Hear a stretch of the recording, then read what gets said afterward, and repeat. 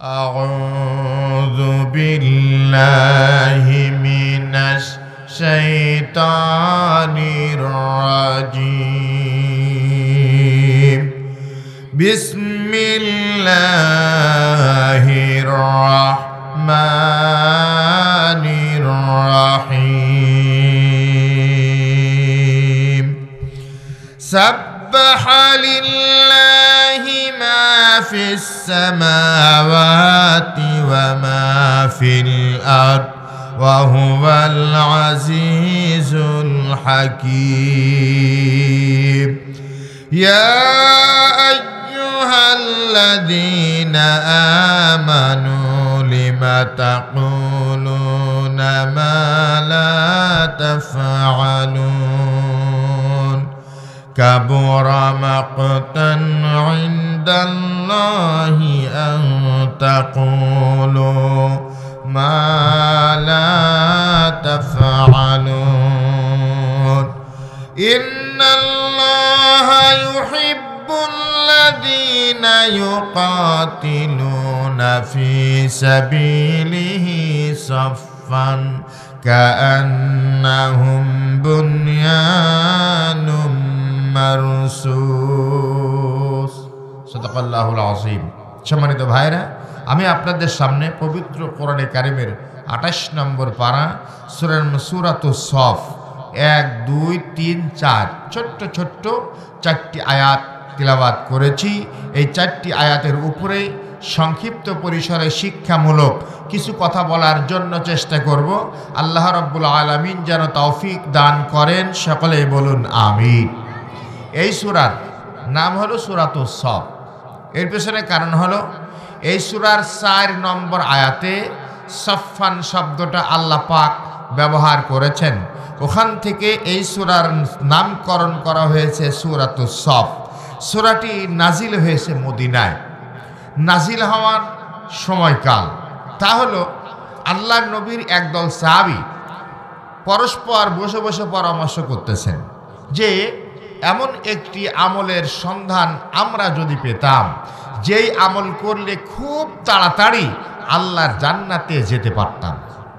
আমরা এখানে যারা আছি সবাই তো তাড়াতাড়ি আল্লাহর জান্নাতে যেতে চাই, বলেন তো কথা ঠিক না বেঠিক?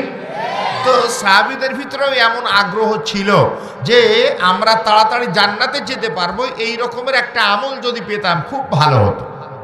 মানে পরস্পর এই পরিকল্পনাও করলেন যে এই রকমের আমলের খবর আমরা বিশ্বনবীর দরবারে যাব আর জিজ্ঞাসা করব যে এই রকমের আমল আমাদেরকে বলে দেন। তো আসলে সাহাবীগণ বিশ্বনবীর দরবারে পৌঁছানোর আগেই এই খবরটা পৌঁছেছে আগে কার কাছে? সবাই জোরে বলেন কার কাছে? কারণ মনের খবর মানুষ জানে না, কিন্তু মনের খবর একজন তো জানেন, জোরে বলেন তো তার নাম কি?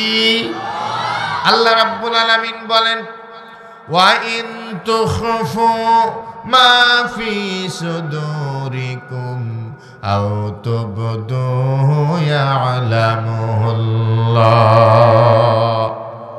আল্লাহ পাক বলেন তোমাদের মনের কুটিরে তোমরা যা গোপন করো আর তোমরা যা প্রকাশ করো সব খবর আমার আল্লাহ রাব্বুল আলামিনের দরবারে জানা আছে। কথা ঠিক না বেঠিক?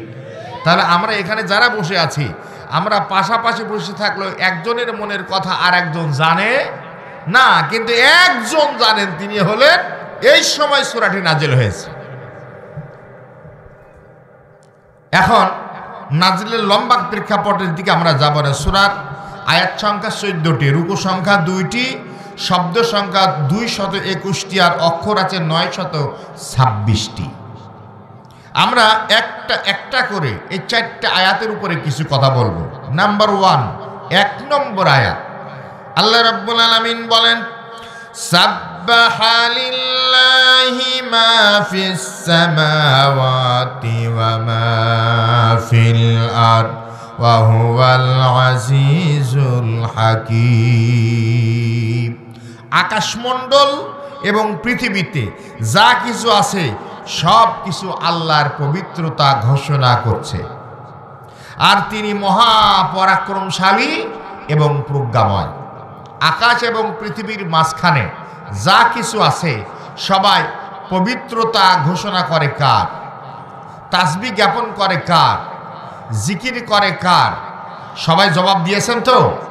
আল্লাহ কথা বলার শক্তি আমাদের কে দিয়েছেন? যে কোনো সময় কথা বলার শক্তি কেড়ে নিতে পারেন কে?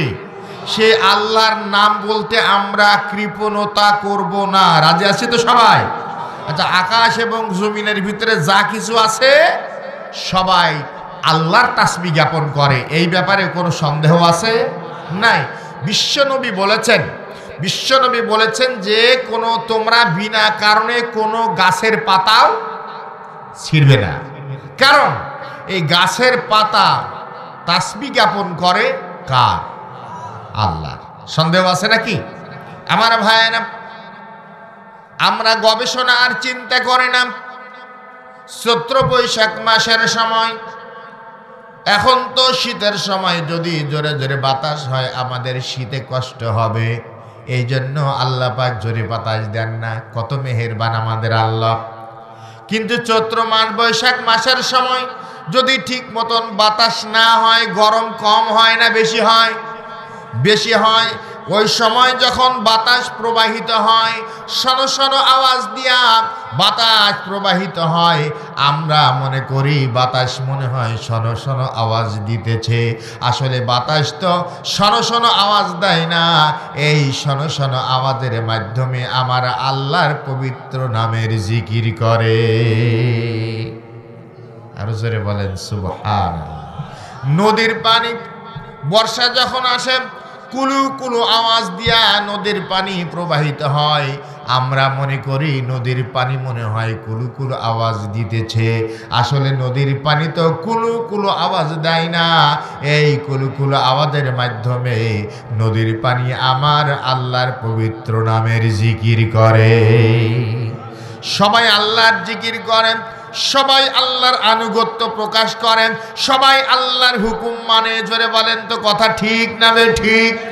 এই জন্য আর এক জায়গায় আল্লাহ রাব্বুল আলামিন বলেন, আফা গায়রা দীনিল্লাহি ইয়াবগুন ওয়া লাহু আসলামা মান ফিস সামাওয়াতি ওয়াল আরদি তাওআন ওয়া কারহা ওয়া ইলাইহি ইউরজাউন। আল্লাহ রাব্বুল আলামিন বলেন, তোমরা কি আমার দেওয়া আইন বাদ দিয়ে, আমার দেওয়া দিন বাদ দিয়ে মানুষের তৈরি করা আইন এবং কানুনের অনুকরণ করতে চাও নাকি? অথচ আকাশ এবং জমিনের ভিতরে যা কিছু রয়েছে, ইচ্ছাই হোক আর অনিচ্ছাই হোক, আমি আল্লাহর হুকুম মানে। ঠিক কিনা বলেন? আকাশ এবং জমিনের ভিতরে যা কিছু রয়েছে হুকুম মানে কার? আরো জোরে বলেন, হুকুম মানে কার? আল্লাহ। চন্দ্র হুকুম মানে কার? আসতে বলেন। সূর্য হুকুম মানে কার? নিহারিকা পুঞ্জ ছায়াপথ উল্কাপিণ্ড হুকুম মানে কার? আল্লাহর হুকুম মানে। কেউ আল্লাহর হুকুম অমান্য করে না।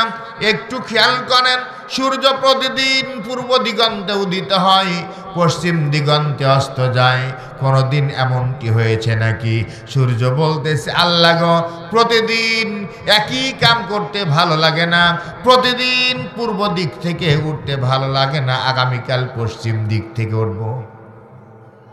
এরকমের কখনো হয় নাকি? কখনো হয় না। একই নিয়মে আল্লাহর হুকুম মেনে চলতেছে সেই সৃষ্টির শুরু থেকে কিয়ামত পর্যন্ত। একই নিয়মে আল্লাহর হুকুম মেনে চলবে। নিম গাছে কখনো আম ধরে না, নারকেল গাছে কখনো আনারস ধরে না, আঙ্গুর গাছে কখনো বেল ধরে না। জোরে বলেন ঠিক কিনা? প্রত্যেকে সঠিকভাবে তাদের রবের হুকুম পালন করে। কিন্তু আমরা হলাম মানুষ, আল্লাহর হুকুম মানতে আমাদের ভালো লাগে না, আল্লাহর আইন মানতে ভালো লাগে না, আল্লাহর নাজ নিয়ামত ভক্ষণ করে, আল্লাহর দেওয়া অক্সিজেন নিঃশ্বাসের সাথে গ্রহণ করে, আল্লাহর দেওয়া পানি পান করি, আল্লাহর নাজ নিয়ামত খাই, আর সে আল্লাহর সাথে মানুষ গাদ্দারি করে। জোরে বলেন ঠিক না বা ঠিক? অথচ আকাশ এবং জমিন এর ভিতরে যা কিছু আছে সব কিছুর মালিক হচ্ছেন আমার আল্লাহ রাব্বুল আলামিন। ঠিক কিনা বলে? এই জন্য আল্লাহ রাব্বুল আলামিন আরেক জায়গায় বলেন, আলহামদুলিল্লাহিল্লাযী লাহু মা ফিস সামাওয়াতি ওয়া মা ফিল আরদি ওয়া লাহুল হামদু ফিল আখিরাহ। আল্লাহ রাব্বুল আলামিন বলেন, প্রশংসা সে আল্লাহ যিনি আকাশরাজি ও পৃথিবীর যা কিছু আছে সব কিছুর মালিক। আগেও তিনি মালিক ছিলেন, এখনো তিনি মালিকই আছেন, কিয়ামত পর্যন্ত তিনি মালিকানা থাকবেন। তার মালিকানায় অন্য কেউ মালিক হতে পারবে? তার রাজত্বে অন্য কারো অংশীদার জোরে বলেন আছে? নাই। রাজত্ব আল্লাহর। এখানে আল্লাহর রাজত্বের ভিতরে আল্লাহর তাসবিহ জ্ঞাপন করে সবাই, আল্লাহর হুকুম মানে সবাই। কিন্তু আমাদের সমাজে এমন মানুষ তো রয়েছে যে আল্লাহর বান্দা দাবি করে, আল্লাহর নবীকে নবী দাবি করেন, আল্লাহর কোরআনকে আল্লাহর কিতাব মানে, কিন্তু তারা বলে যে আমরা আল্লাহর কোরআনের শরীয়তের আইন মানি না। আছে এরকমের মানুষ? আছে? জোরে বলেন, এরকমের মানুষ আছে যে শরীয়তের আইন যে বিশ্বাস করে না। ভালো করে বোঝেন, যেই লোকটা শরীয়তের আইন বিশ্বাস করে না তার ঈমান কি থাকে? আরো জোরে বলেন, ঈমান থাকে? ঈমান থাকার কোনো সুযোগ নাই। কারণ ইসলামী শরিয়া মানতে হবে, এই হুকুম কার? আরো জোরে বলেন, ইসলামী শরীয়তের হুকুমগুলি কার? আল্লাহ। মুসলমান দাবি করবা আর আল্লাহর শরীয়তের হুকুম মানবা না, এই সুযোগ ইসলাম কাউকে দেয়। আল্লাহ কোরআনের ভিতরে স্পষ্ট ফায়সালা দিয়ে দিয়েছেন যে ইসলামের হুকুম, কোরআনের হুকুম যে মানে না তার অবস্থান কোন জায়গায়। সকালবেলা মাথা গরম করবেন না, মাসলা আমার না। এক ইহুদি, আপনাদের জানা ঘটনা বুঝার জন্য বলতেছি, এক ইহুদি আর এক মুসলমান দুইজনের ভিতরে ফাসাদ সৃষ্টি হয়েছে, গন্ডগোল সৃষ্টি হয়েছে। এসে হাজির বিশ্ব নবীর দরবারে, হুজুর সমস্যা হয়েছে, বিচার করে দেন। আল্লাহ নবী বিচার করলেন, বিচারের রায় গেল ইহুদির পক্ষে। মুসলমান লোকটা অসন্তুষ্ট হয়ে গেল যে আমি মুসলমান আর আল্লাহ নবী বিচারের রায়টা আমার পক্ষে দিলেন না, এটা একটা কথা হলো? ইহুদিকে ডাক দেয়া বলতেছে, শোনো এই বিচার আমি মানি না। কেন? কয় এই ন্যায় বিচার হয়নি, মদিনায় আরেকজন ন্যায় বিচারক আছে, তার কাছে যাব, তিনি যা বিচার করে দেবেন আমরা মেনে নেব। তো ইহুদি বলতেছে, তুমি কার কাছে যেতে বলতেছো? বলতেছে আরেকজন লোক আছে, তার নাম হলো ওমর। নাম কি? ওমর। তার চিন্তা হলো ওমর কাফেরদেরকে সহ্য করতে পারে না, অতএব ইহুদিদেরকে সহ্য করতে পারে না, অতএব ওমর যদি রায় দেয় তো আমার পক্ষেই দেবে, ইহুদির পক্ষে দেবে না। দুজন মিলে হযরতে ওমর রাদিয়াল্লাহু আনহুর বাড়ির সামনে হাজির। ডাক দেয়া বলতেছে, ওমর একটা বিচারের সানি করে দাও, দ্বিতীয়বার বিচার করে দাও। হযরতে ওমর রাদিয়াল্লাহু আনহু ডাক দেয়া বলতেছেন, আমার কাছে এসেছো দ্বিতীয়বার বিচার করার জন্য, তাহলে প্রথমে কার কাছে গিয়েছিলেন? কয় আখিরি জামানার পয়গম্বর নবী মুহাম্মদুর রাসূলুল্লাহ সাল্লাল্লাহু আলাইহি ওয়াসাল্লামের দরবারে গিয়েছিলাম। আমি মুসলমান, তোমাদের সঙ্গে থাকি, নামাজ কালাম পড়ি, অথচ আল্লাহর নবী বিচারের রায়টা আমার পক্ষে না দিয়া একটা ইহুদির পক্ষে দিল। এটা একটা কথা হলো নাকি? তুমি বিচক্ষণ মানুষ, সবকিছু শুনে মিলে বিচারের সঠিক নাই, বিচার করে দাও। হযরতে ওমর রাদিয়াল্লাহু আনহু বলেন, এখানে দাঁড়াও, এক্ষণে তোমাদের ন্যায় বিচার করে দেব। রুমের ভিতরে প্রবেশ করলেন, তরবারি হাতে নিলেন, বাইরে বের হয়ে আসলেন, মুসলমানের গর্দানের উপরে আল্লাহু আকবার বলে আঘাত করলেন। গর্দান থেকে কল্লা কেটে বিচ্ছিন্ন হয়ে জমিনে পড়ে গেছে। তিনি বলতেছেন, যে লোকটা আল্লাহর নবী ফয়সালা করার পর তা মানতে পারে না, তার ফয়সালা এইভাবে করতে হয়। জোরে বলেন ঠিক না বেঠিক? চতুর্দিকে খবর হয়ে গেছে ওমর মুসলমান হত্যা করেছে। ইহুদিরা গোপে পাক দিতেছে, নবীর ডান হাত মুসলমান হত্যা করেছে। এখন নবী কি করে আমরা দেখব। সঙ্গে সঙ্গে আয়াত নাজিল হলো। আল্লাহ রাব্বুল আলামিন বলেন, ফালা ওয়া রাব্বিকা লা ইউমিনুনা হাত্তা হাত্তা ইউহাক্কিমুকা ফীমা শাজারা বাইনাহুম। আল্লাহ রাব্বুল আলামিন বলেন, নবী আমার আপনার রবের কসম করে বলি, ওই লোকটা ইমানদার হতে পারে না যে আপনার ফয়সালা অমান্য করেছে, মেনে নিতে পারে নাই। তার মানে বিশ্ব নবীর বিচার ফয়সালা যে মানতে পারে না, সে মুসলমান না মুরতাদ হয়ে গেছে। যারা বলেন ঠিক কি না? অতএব কোরআনের ফয়সালা, কোরআনের আইন, কোরআনের শরীয়তের বিধান যদি কেউ অমান্য করে, যদি কেউ ঘোষণা দেয় যে আমরা মানি না, বলেন তো সে মুসলমান থাকে না, মুরতাদ হয়ে যায়। আবার কোরআন শরীফের ফয়সালা আরেক জায়গায় আল্লাহ পাক বলেন, ওয়া মাল্লাম ইয়াহকুম বিমা আনজালাল্লাহু ফাউলাইকা হুমুল কাফিরুন। আল্লাহ রাব্বুল আলামিন বলেন, যে ব্যক্তি আল্লাহর বিধান অনুযায়ী ফয়সালা করে না সে কাফের। কার কথা? তুমি যত বলো আমি পাক্কা ইমানদার, নামাজ কালাম পড়ি, আল্লাহ বলেন তুই কাফের। ওয়া মাল্লাম ইয়াহকুম বিমা আনজালাল্লাহু ফাউলাইকা হুমুল ফাসিকুন। আল্লাহ রাব্বুল আলামিন বলেন, যারা আল্লাহর বিধান অনুযায়ী ফয়সালা করে না তারা ফাসিক। এক জায়গায় আল্লাহ পাক বলেন কাফের, আরেক জায়গায় বলেন ফাসিক, আরেক জায়গায় বলেন জালেম। যত রকমের উপাধি সব আল্লাহ পাক তাদেরকে দিয়ে দিলেন। ওদের উপাধির খামাল যারা আল্লাহর বিধান অনুযায়ী ফয়সালা করে না, তার কলিজায় কখনো ঈমান থাকতে পারে না।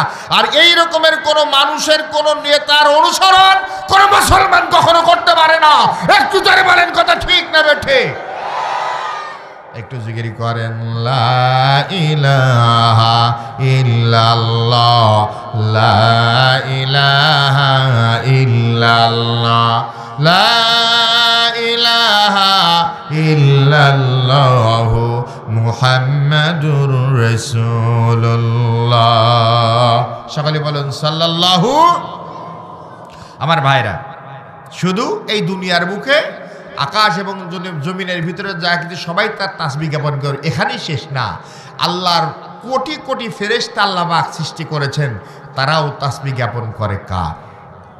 জোরে বলেন সুবহানাল্লাহ, সুবহানাল্লাহ, সুবহানাল্লাহ, সুবহানাল্লাহ, সুবহানাল্লাহ, সুবহানাল্লাহ, সুবহানাল্লাহ, সুবহানাল্লাহ। আকাশে সুনীল চাঁদোয়া আকা, জমিন সবুজ গিলাফে ঢাকা। আকাশে সুনীল চাঁদোয়া আকা, জমিনে সবুজ গিলাফে ঢাকা। কুসুমে মধুর সুবাস মাখা, সুবহানাল্লাহ, সুবহানাল্লাহ, সুবহানাল্লাহ, সুবহানাল্লাহ, সুবহানাল্লাহ, সুবহানাল্লাহ, সুবহানাল্লাহ, সুবহানাল্লাহ। এ মানুষ যারা আল্লাহর বান্দা, তারা দুনিয়াতেও আল্লাহর তাসবিহ জ্ঞাপন করে, আল্লাহর জান্নাতে যাওয়ার পরও আল্লাহরই তাসবিহ জ্ঞাপন করবে। সকলে বলেন সুবহানাল্লাহ। আল্লাহ রাব্বুল আলামিন এই জন্য এক জায়গায় বলেন, ওয়াসিকাল্লাযীনা তাকাউ রাব্বাহুম ইলাল জান্নাতি যুমারা হাত্তা ইযা জাউহা ওয়া ফুতিহাত أبوابها وقال لهم خزنتها سلام عليكم طبتم فادخلوها خالدين। আল্লাহ রাব্বুল আলামিন বলেন,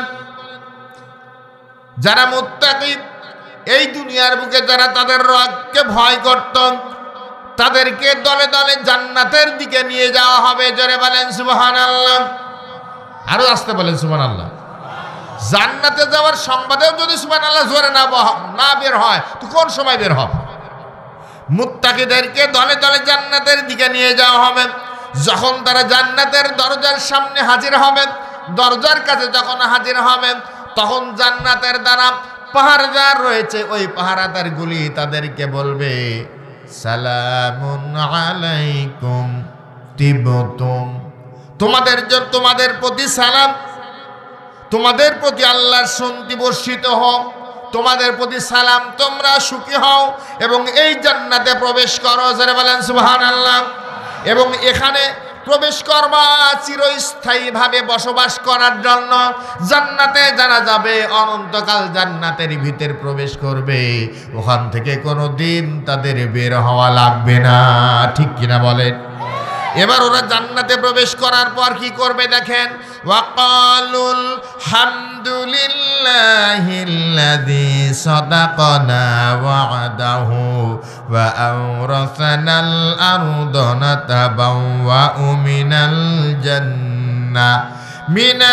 জান্নাতি হাইসু নাশা ফানি'মা আজরুল আমিলিন। তারা জান্নাতে প্রবেশ করে বলবে প্রশংসাই আল্লাহর, যিনি আমাদের প্রতি তার ওয়াদা পূর্ণ করেছেন। যারা ঈমান আনবে এবং নেক আমল করবেন, আল্লাহ ওয়াদা করলেন যে আল্লাহ পাক তাদেরকে জান্নাত দেবেন। কার ওয়াদা? আল্লাহ কখনো ওয়াদা খেলাফ করে?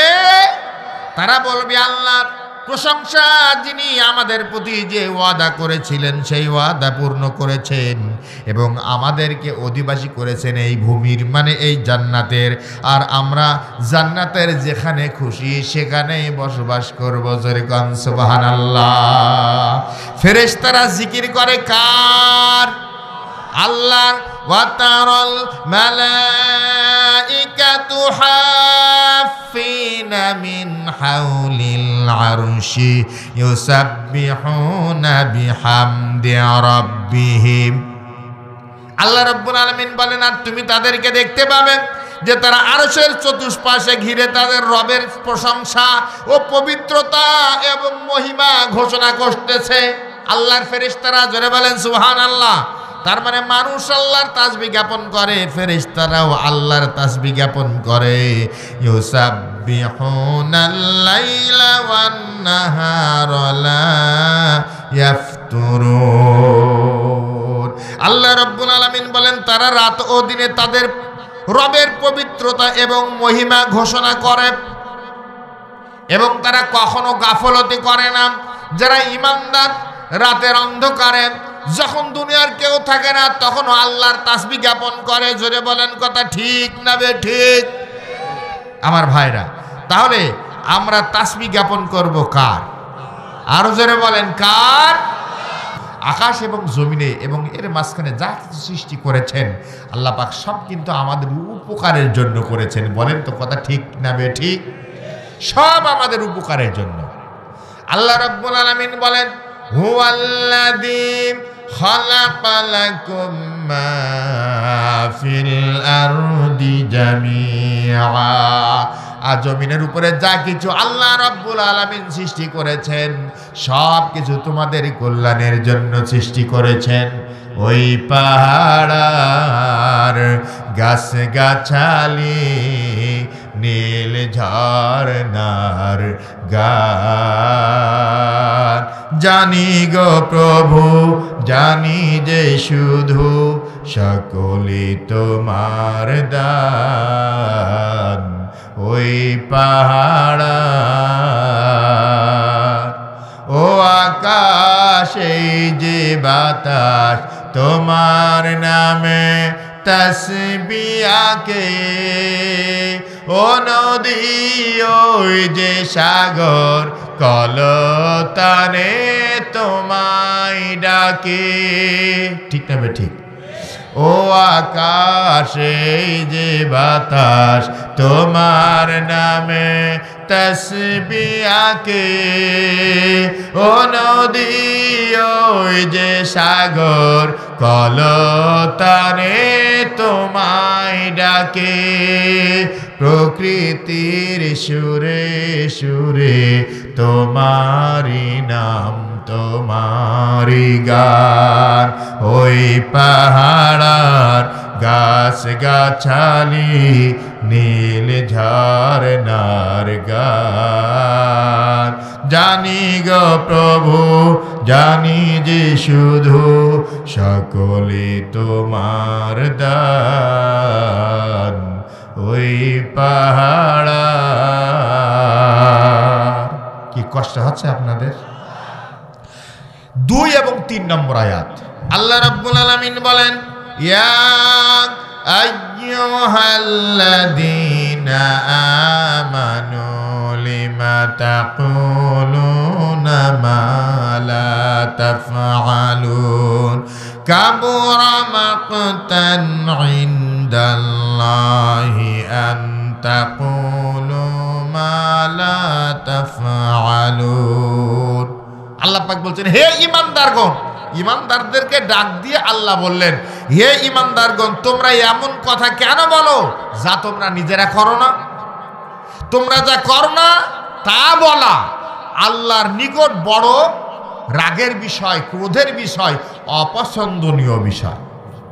কথায় আর কাজে মিল না থাকা, এটা ঈমানদারের লক্ষণ না মুনাফিকের লক্ষণ? সবাই জোরে বলেন। মুনাফিকের লক্ষণ যে মুখে এক কথা বলে আর কাজে আর এক রকমের কাজ করে, সে হলো মুনাফিক। সে কি? মুনাফিকের 3টা চিহ্নের কথা হাদিসের ভিতরে বিশ্বনবী স্পষ্ট বলেছেন।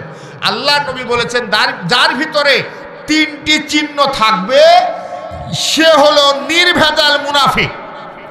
আর যদি কারো ভিতরে 3টার একটা চিহ্ন থাকে, বুঝতে হবে মুনাফিকি খাসলো তার ভিতরেও আছে।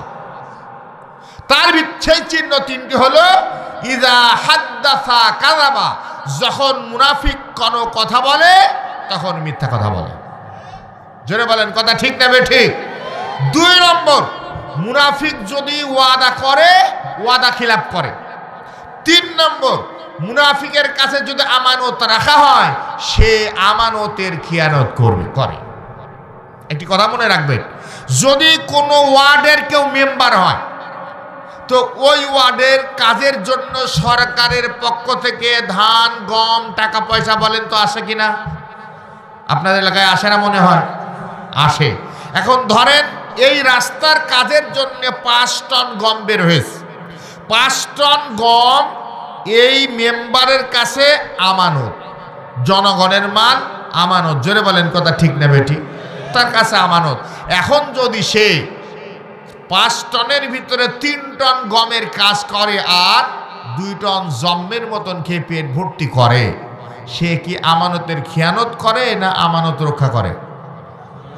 আমানতের খেয়ানত যে করে সে ঈমানদার। জোরে বলেন। কোন মুনাফিককে মুসলমানদের নেতা বানানো যাবে না। আরো জোরে বলেন, ঠিক না ঠিক? কোন মুনাফিককে, আবারও বলছি, কোন মুনাফিককে মুসলমানদের নেতা বানানো যাবে না। আল্লাহ নবী বলেছেন, বিশ্বনবীর হাদিস, আল্লাহ নবী বলেছেন, যখন কোন মুনাফিককে নেতা হিসাবে সম্বোধন করা হয় তখন আল্লাহর আরশ থরথর করে কাঁপতে থাকে। কিন্তু আমাদের অবস্থা হলো, আমাদের চিন্তা যে নিজে খেতেও পারে, অন্যকে খাওয়াতেও পারে, তাকে চেয়ারম্যান আর মেম্বার বানাবে। এই রকমের চিন্তা চেতনার মানুষ আমাদের সমাজে বলেন তো আছে না নাই? তার পিছনে নামাজ নাই, কালাম নাই, আল্লাহ নাই, পরকাল নাই, জীবনে 1 ওয়াক্ত নামাজ পড়ে না, গাজায় দম দেয়। এরকমের নেতার পিছনে আমরা ছুটি আর কই যে বল্টু ভাইয়ের চরিত্র ফুলের মতন পবিত্র। ঠিক নেবে ঠিক? বল্টু ভাই যেখানে আমরা আছি সেখানে বল্টু ভাইয়ের চরিত্র ফুলের মতন পবিত্র। নামাজ পড়ে না 1 ওয়াক্ত, মদ গাঁজা খায় 5 ওয়াক্ত। জোরে বলেন, ঠিক নেবে ঠিক? এই জাতীয় যদি নেতা আপনি আপনার সংসদে পাঠান, চেয়ারম্যান বানান, মেম্বার বানান, কিয়ামত পর্যন্ত সমাজে শান্তি কায়েম হতে পারে না। ক্ষমতায় যাওয়ার পর ও চাঁদাবাজি করবে, জনগণের মাল জম্মের মতন খাবে। জোরে বলেন, ঠিক কিনা? আমার ভাইয়েরা, আজকে আমরা সামনের সময় টুকুন মুনাফিকের চরিত্রের উপরে কিছু কথা বলবো। আপনাদের রাগ টাগ হবে নাকি? রাগ হবে না তো? মুনাফিকের আজকে আমরা 11টা মুনাফিকের পরিচয় জানবো, কমপক্ষে 11টা। মুনাফিক চেনার 11টি উপায়, মুনাফিক চেনার 11টি উপায় আমরা জানবো। যদি আধা ঘন্টা লাগে, 40 মিনিট যদি লাগে, যদি 1 ঘন্টা লাগে, ঠিক আছে। মুনাফিকদের চেনার একটা উপায় হলো ওরা নিজেদেরকে মুসলমান ইমানদার বলে পরিচয় দেয়, কিন্তু আসলে পরকাল ওরা বিশ্বাস করে না। চেনার একটা উপায় আল্লাহ রাব্বুল আলামিন বলেন সূরাতুল বাকারা 8 নম্বর আয়াত, ওয়া মিনান নাসি মান ইয়াকুলু আমান্না বিল্লাহি ওয়া বিল ইয়াউমিল আখির ওয়া মা হুম বিমুমিনিন। আল্লাহ রাব্বুল আলামিন বলেন মানুষের মধ্যে এমন কিছু মানুষ আছে যারা বলে আমরা আল্লাহ এবং বিচারের দিনের উপর ঈমান এনেছি, কিন্তু আল্লাহ বলেন অথচ তারা কিন্তু ঈমানদার না। মুসলমান সমাজের সুযোগ সুবিধা ভোগ করার জন্য ঈমানদার সাজে আর মুসলমান সাজে, কিন্তু গোপনে গোপনে ওরা ইসলামের শত্রুদের সাথে সম্পর্ক রাখে। আর জোরে কান ঠিক না বে ঠিক? এটা হলো একটা চেনার উপায়। 2 নম্বর চেনার উপায় হলো ওরা ঈমানদারদের সাথে প্রতারণা করে, আল্লাহর সাথে ধোঁকাবাজি করেন। আল্লাহ রাব্বুল আলামিন 9 নম্বর আয়াতে বলেন ইউখাদিউনাল্লাহা ওয়াল্লাযীনা আমানু ওয়া মা ইয়াখদাউনা ইল্লা আনফুসাহুম ওয়া মা ইয়াশউরুন। আল্লাহ রাব্বুল আলামিন বলেন ওরা আল্লাহর সাথে ধোঁকাবাজি করেন, ইমানদারদেরকে ধোঁকা দিতে চায়, আল্লাহকেও ধোঁকা দিতে চায়, কিন্তু ওরা আল্লাহকেও ধোঁকা দিতে পারে না, ইমানদারদেরকেও ধোঁকা দিতে পারে না। ওরা নিজেরাই নিজেদের সাথে ধোঁকাবাজি করে, কিন্তু ওরা টের পায় না। ফজরের নামাজের পরে ইমাম সাহেবের পিছনের কাতারে নামাজ পড়ে, নামাজের পরে আয়াতুল কুরসি পড়ে বুকে ফুঁক দেয়। এরকমের মানুষ চাঁপাইনবাবগঞ্জে আছে না নাই? আয়াতুল কুরসির প্রথম অংশ আপনাদেরকে শোনাই। আল্লাহ রাব্বুল আলামিন বলেন আল্লাহু লা ইলাহা ইল্লা হুয়াল হাইয়ুল কাইয়্যুম। পড়েন সবাই, আল্লাহু লা ইলাহা ইল্লা হুয়াল হাইয়ুল কাইয়্যুম। আল্লাহ তিনি ছাড়া কোনো ইলাহা নাই, তিনি ছাড়া কোনো সার্বভৌমত্বের মালিক নাই, তিনি সদা সজীব নিত্য বিরাজমান। মসজিদের ভিতরে ইমানদারদের সামনে নামাজীদের সামনে বলে যে আমি আল্লাহ হলেন আমাদের ক্ষমতার মালিক, সার্বভৌমত্বের মালিক। আবার যখন কানসার বাজারের উপরে জনসভা হয় মঞ্চে দাঁড়িয়ে কয় ক্ষমতার মালিক হইল জনগণ। এরকমের নেতা চাঁপাইনবাবগঞ্জে নাই? জোরে বলেন আছে কিনা? তার মানে মসজিদের ভিতরে বলতেছে কাল ক্ষমতার মালিক আল্লাহ, আর যখন কানসাটে গিয়া কয় তখন কয় ক্ষমতার মালিক জনগণ। ওর কি জবানের দাম আছে নাকি? এক মুখে 2 কথা যে বলে সে হলো নির্ভেজাল মুনাফিক। জোরে বলেন ঠিক কিনা? যদি 80 রাকাত নামাজও প্রতিদিন তাহাজ্জুদও প্রতিদিন পড়ে তাও মুনাফিক, সন্দেহ আছে? আর এই রকম মুনাফিক নেতার সাথে মুসলমানের কোনো সম্পর্ক থাকতে পারে? ও হলো মারাত্মক রোগী, অন্তরে মারাত্মক ব্যথা রোগ আছে, অসুখ আছে। ওর অসুখটা কি? জনগণের সাথে ধোঁকাবাজি করা। 3 নম্বর আল্লাহ রাব্বুল আলামিন বলেন ফি কুলুবিহিম মারাদুন ফাসাদাহুমুল্লাহু মারাদা ওয়া লাহুম আযাবুন আলীমুম বিমা কানু ইয়াকযিবুন। আল্লাহ রাব্বুল আলামিন বলেন তাদের অন্তর সময়ে রয়েছে মারাত্মক ব্যাধি, মারাত্মক রোগ। সুতরাং আল্লাহ রাব্বুল আলামিন তাদের রোগ আরো বাড়িয়ে দেন, মুনাফিকের রোগটা বাড়িয়ে দেন। আর তাদের জন্য রয়েছে জাহান্নামের যন্ত্রণাদায়ক শাস্তি। মুনাফিক যারা, ওরা মনে হয় জান্নাতুল ফিরদাউসে যাবে নাকি? জোরে বলে, তাদের জায়গা কোথায় হবে? ইন্নাল মুনাফিকিনা ফিদ দারকিল আসফালি মিনান নার। মুনাফিকরা জাহান্নামের সর্বনিম্ন স্তরে অবস্থান করবে। একটু জোরে বলেন, কথা ঠিক না ঠিক? আমার ভাইয়েরা, মুনাফিক চিনার আরেকটা উপায় হলো ওরা সমাজে ফিতনা ফাসাদ সৃষ্টি করে। এটা হলো চেনার আরেকটা উপায়। ইমানদার কখনো সমাজে ফিতনা ফাসাদ সৃষ্টি করে না, কিন্তু মুনাফিক 4 নম্বর চেনার 4 নম্বর উপায় হলো সমাজে ফিতনা ফাসাদ, গন্ডগোল, হানাহানি, মারামারি সৃষ্টি করে বেড়ায়। আল্লাহ রাব্বুল আলামিন ওদের ব্যাপারে বলেন, ওয়া ইযা কিলা লাহুম লা তুফসিদু ফিল আরদি ক্বালু ইন্নামা নাহনু মুসলিহুন। আল্লাহ পাক বলেন, যখন তাদেরকে বলা হয় তোমরা পৃথিবীতে বিপর্যয় সৃষ্টি করো না, অশান্তি সৃষ্টি করো না, তখন ওরা কেবল বলে আমরা হলাম শান্তি কায়েমকারী। 16 বছরের দিকে তাকান, মানুষের নামে মিথ্যা মামলা দিলে সমাজে ফাসাদ সৃষ্টি হয় না, পরিবেশ ভালো হয়? জোরে বলে। বাড়িতে মিথ্যা মামলার কারণে ঘুমাতে পারেননি, বাগানের ভিতরে ঘুমিয়েছেন, এরকমের মানুষ এখানে আছে না নাই? আরো জোরে বলেন, আছে কিনা? মাসের পর মাস, বছরের পর বছর বাগানে ঘুমিয়েছেন, মাঠে ঘুমিয়েছেন। মাওলানা ইশারুল হকের মতন মানুষ বাড়িতে ঘুমাতে পারেনি, মাঠে ঘুমিয়েছে। ঠিক কিনা বলেন? এটা হলো সমাজে বিপর্যয় সৃষ্টি করা, ফিতনা ফাসাদ সৃষ্টি করা। এরকমের মানুষ 16 বছর আগে ছিল, এখন আর নাই। আরো জোরে বলেন, আছে না নাই? আছে। ওরা সমাজে বলে আমরা হলাম সমাজের শান্তি কায়েমকারী। সমাজে কেমন ফিতনা সৃষ্টি করে? মনে করেন যে এই আপনার এই রঘুনাথপুরের বাজারে 5 জন ব্যবসায়িক আছে, একজন ব্যবসায়িকের অনেক টাকা আছে, রাতের অন্ধকারে বুকে অস্ত্র ঠেকিয়ে কয় যে প্রত্যেক মাসে 10,000 টাকা দিবি, নয় ব্যবসা বন্ধ করে দেব। এরকমের মানুষ আমাদের দেশে আছে না না? চাঁপাইনবাবগঞ্জে আছে না না? আছে।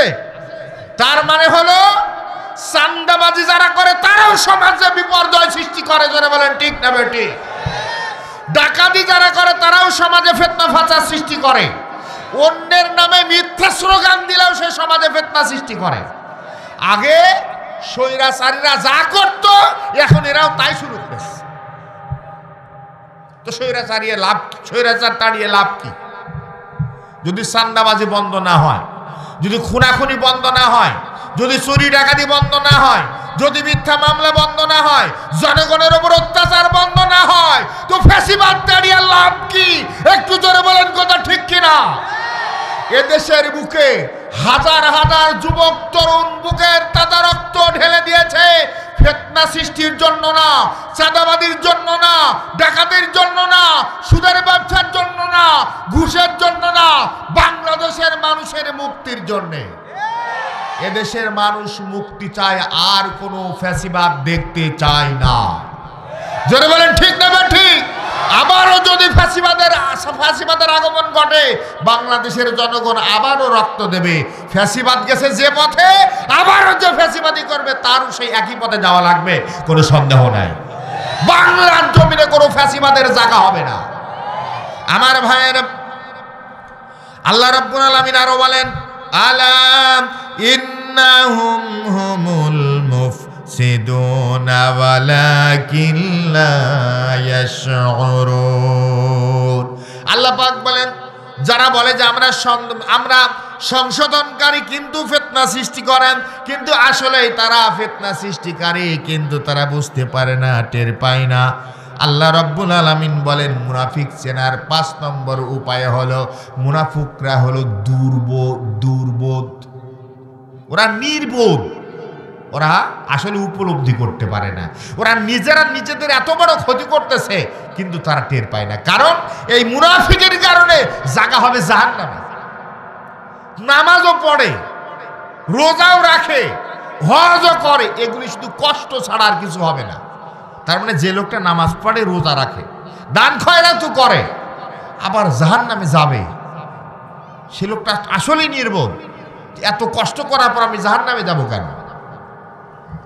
আল্লাহ রাব্বুল আলামিন ওদের ব্যাপারে বলেন, ওয়াইযা কিলা লাহুম আমিনু কামা আমানান নাসু ক্বালু আনুমিনু কামা আমানাস সুফাহা আলা ইন্নাহুম হুমুস সুফাহা ওয়ালাকিন লা ইয়ালামুন।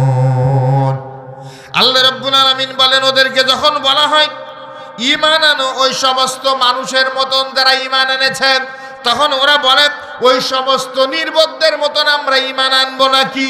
তার মানে মক্কায় প্রথম পর্যায়ে যারা ঈমান এনেছেন তারা গরিব ধরনের মানুষ। মনে রাখবেন, সবসময় ইসলামের পক্ষে গরিব মানুষেরা বেশি থাকে, ঠিক কিনা বলেন? আর লক্ষ লক্ষ কোটি কোটি টাকার মালিক যারা, এরা বেশিরভাগ ইসলামের বিরোধিতা করে। ওই সমস্ত ধনী ধনী মানুষগুলি তারা জবাব দিয়েছিল যে আমরা হলাম ধনী মানুষ, আমরা সম্মানিত মানুষ। ওই যে বেলাল, আম্মার, ইয়াসির, সুমাইয়া, এরা হলো গরিব মানুষ, নির্বোধ মানুষ। ওই সমস্ত মানুষদের উপর মতন আমরা ঈমান আনবো নাকি? আসলে যারা ঈমান আনে তারাই হলো জ্ঞানী এবং বুদ্ধিমান। জোরে বলেন ঠিক নেবে ঠিক। তারা হক এবং বাতিল বুঝতে পেরেছে, আর যারা ঈমান আনেনি ওরা সত্য মিথ্যা বুঝতে পারে নাই। আল্লাহ রাব্বুল আলামিন বলেন, যারা এই রকমের কথা বলে ওরাই মূলত নির্বোধ, কিন্তু ওরা নিজেরা বুঝতে পারে না, টের পায় না। আমার ভাইয়েরা, মুনাফিক চিনার 6 নম্বর চিহ্ন, মুনাফিকেরা ঈমান এবং কুফরি দুয়ের মাঝখানে দোদুল্যমান থাকে। একবার মনে করে যারা হিন্দু, কিছু মানুষ এরকমের আছে, হিন্দু হলেও তারা তো আল্লাহকে ডাকে। এরকমের মানুষ আমাদের সমাজে আছে না নাই? তারা বলে ঈশ্বর বলে ডাকুক, তাও তো ডাকে। যারা খ্রিস্টানরা ডাকে তারাও তো ডাকে, তারা কি মানুষ না? খুব বোঝে এরা, দোদুল্যমান থাকে ঈমান এবং কুফরির মাঝখানে। আল্লাহ রাব্বুল আলামিন ওদের ব্যাপারে বলেন, ওয়াইযা লাকুল্লাযীনা আমানু ক্বালু আমান্না। অতঃপর যখন মুনাফিকেরা ঈমানদারদের সাথে থাকেন, নামাজ কালাম পড়েন, মসজিদে থাকেন, তখন বলে যে আমরা তোমাদের সঙ্গী আছি, আমরা তোমাদের দলের লোক। আমরা কি নামাজ কালাম পড়িনি? আমরা তো রোজাও রাখি, হজও করি, যাকাতও দেই, আমরা তোমাদের দলের লোক। ওয়াইযা খালাউ ইলা শায়াতিনিহিম, আর যখন ইসলামের দুশমনদের সাথে মিলিত হয়, শয়তানদের সাথে মিলিত হয়, তখন বলে আমরা তোমাদের সাথে আছি, ঈমানদারদের সাথে শুধুমাত্র ধোঁকাবাজি করি। ঈমানদারদের সাথে শুধুমাত্র ধোঁকাবাজি করি। আমরা ইসলামী আন্দোলনকে জীবনেও ভোট দেব না, আমরা তোমাদের সাথে আছি। ইসলাম কায়েম হলে সমস্যা আমরাও জানি। ঈমানদারদের সাথে যখন থাকে তখন তাদের পক্ষে কথা বলে, আর যখন শয়তানদের সাথে মিলিত হয় তখন তাদের সাথে কথা বলে। বাংলাদেশে এরকমের ফতোয়া দেয়া লোকও আছে, আরে জামাত ইসলামীকে ভোট দেওয়া যায় না। এই রকমের ফতোয়া আপনারা শুনেছেন না? ইউটিউবে আছে না এরকমের ফতোয়া দেওয়া লোক? তার মানে ওরা বাতিলের কাছে মাল খায়। জোরে বলেন ঠিক না ঠিক? ওরা বাতিলের কাছে মাল খায়। 3 দল মানুষ যুগে যুগে ইসলামের বিরোধিতা করেছে। কয় দল? আরো জোরে বলেন কয় দল? 3 দল। তার ভিতরে এক দল হলো যুগে যুগে যারা ক্ষমতায় ছিল তারা ইসলাম বিরোধী ছিল। ফেরাউন, নমরুদ, হামান, সাদ্দাত, আবু জাহাল, আবু লাহাব, এরা ছিল ইসলামের চূড়ান্ত দুশমন, জালিম। জোরে বলেন ঠিক না ঠিক? 16.5 বছর বাংলাদেশের বুকে ক্ষমতায় ছিল, ওরাও ছিল জালিম। ওরা অতীতের জালিমদের মতন আলেমদেরকে ধরে ধরে জেলখানায় ঢুকিয়েছে। ইসলামের বিরুদ্ধে যত রকমের আইন সব করেছে, আবার দাবি করতো আমরা মুসলমান। যুগে যুগে ক্ষমতায় যারা ছিল তারা বিরোধিতা করেছে। 2 নম্বর, লক্ষ লক্ষ টাকা, কোটি কোটি টাকার মালিক যারা, ওরা ইসলামের বিরোধিতা করে। কারণ জানে ক্ষমতায় যদি ইসলাম যায় ওদেরকে যাকাত দেওয়া লাগবে। জোরে বলে ঠিক নেবে ঠিক। আর 3 নম্বর, একদল ধর্ম ব্যবসায়ী, মাথায় টুপি আছে, মুখে দাড়ি আছে, নামাজ কালাম পড়ে, আবার ইসলামের বিরুদ্ধে ফতোয়াবাজি করে। একদল আলেম জাকারিয়া আলাইহিস সালামের বিরুদ্ধে ফতোয়া দিয়েছিল, একদল আলেম ঈসা আলাইহিস সালামের বিরুদ্ধে সেই সময়ের বাদশার কাছে অভিযোগ দায়ের করেছিল, মিথ্যা অভিযোগ। আলেম, ইহুদি আলেম, ঈসা আলাইহিস সালাম আল্লাহর নবী আর সে হলো আলেম, নবীর বিরুদ্ধে মিথ্যা অভিযোগ দিল তাওরাতের আলেম, ধর্ম ব্যবসায়ী।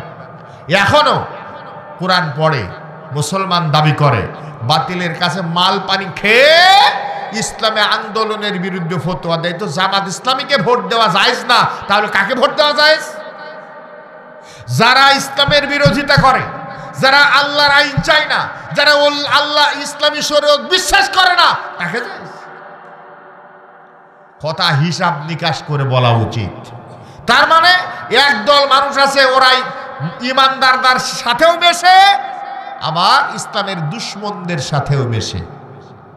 আর মিশার পরে তারা বলে, শয়তানদের সাথে যখন মিলিত হয় তখন তারা বলে ক্বালু ইন্না মাআকুম ইন্নামা নাহনু মুস্তাহজিউন, আমরা তো তোমাদের সাথে আছি, শুধু ওদের সাথে ঠাট্টা বিদ্রূপ করি। ইমানদারদের সাথে ঠাট্টা বিদ্রূপ করেন। ওই যে আব্দুল্লাহ ইবনে উবাই সহ যে সকল মুনাফিক ছিল, ওরা ইমানদারদের সাথে মিলামিশা করত, আবার গোপন ইসলামের দুশমনদের সাথেও মিশত। আল্লাহ রাব্বুল আলামিন ওদের ব্যাপারে আরো বলেন, মুযাবযাবিনা বাইনা যালিকা লা ইলাহা উলাই ওয়া লা ইলাহা উলাই ওয়া মান ইউদ্লিল্লাহু ফালান তাজিদা লাহু সাবিলা। আল্লাহ রাব্বুল আলামিন বলেন, এরা হলো দোদুল্যমান অবস্থায় ঝুলন্ত থাকে, এদিকেও নয় ওদিকেও নয়। বস্তুত আল্লাহ যাদেরকে পথভ্রষ্ট করেন, তুমি তাদের জন্য কখনোই সুপথ পাবে না। আল্লাহ যাকে গোমরা করেন, আল্লাহ যাকে হেদায়েত দান করেন না, তাকে হেদায়েত করার ক্ষমতা দুনিয়ার মানুষের কোন নবীর, জোরে বলেন, কোন নবীর আছে? কারণ হেদায়েত দান করার মালিক কে?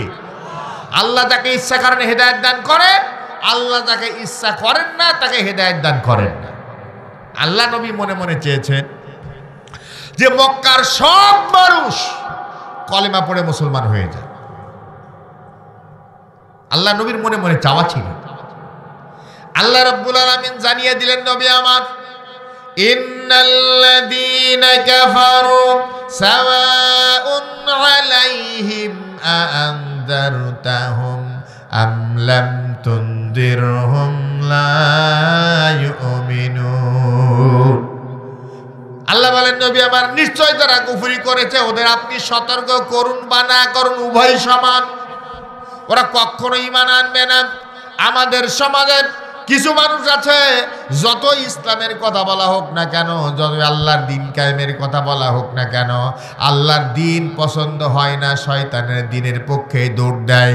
এই রকমের মুসলমান আমাদের দেশে, জোরে বলেন আছে না নাই? আরো জোরে বলেন আছে না নাই? আছে। ওরা গোমরাহির পথে নিয়োজিত রয়েছে। এই জন্য ওরা হলো গোমরাহ, হেদায়েতের দিকে আহ্বান করার পরও হেদায়েতের দিকে ওরা আসে না। আল্লাহ রাব্বুল আলামিন বলে, ওরা হলো গোমরাহির পথকে বেছে নিয়েছে। ওরা মুনাফিক চেনার 7 নম্বর চিহ্ন হলো ওরা গোমরাহ।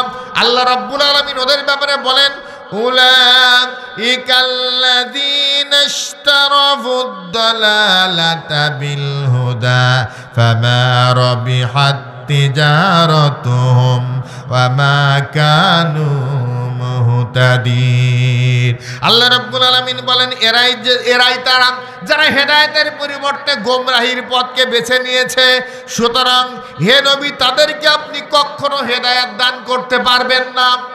ওরা হেদায়েতের পরিবর্তে গোমরাহির পথটাকে বেছে নিয়েছে। ঈমানদার দাবি করার পর কেউ যদি গোমরাহির পথ বেছে নিল, সে কুফরির পথ বেছে নিল, সে কুফরি করবে।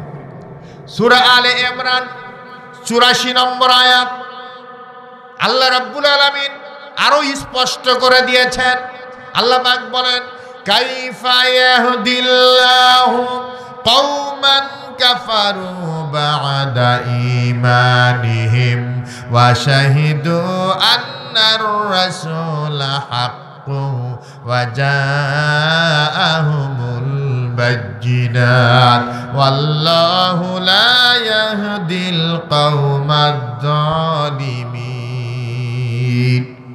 আল্লাহ রাব্বুল আলামিন বলেন, ওই জাতিকে আল্লাহ পাক কিভাবে হেদায়েত দান করবেন? কাইফা ইয়াহদিল্লাহু কওমান কাফারু বা'দা ঈমানিহিম, এই সম্প্রদায়কে, এই জাতিকে আল্লাহ পাক কিভাবে হেদায়েত দান করবেন?